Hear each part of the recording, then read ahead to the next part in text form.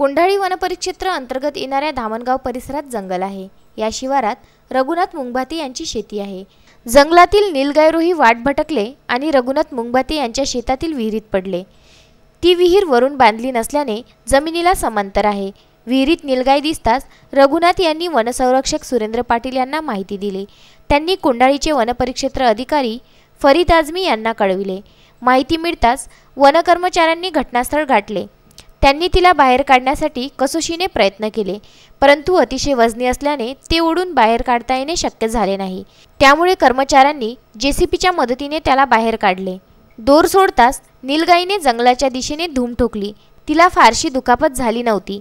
शिवाय वनकर्मचाऱ्यांनीही सुटकेचा श्वास घेतला।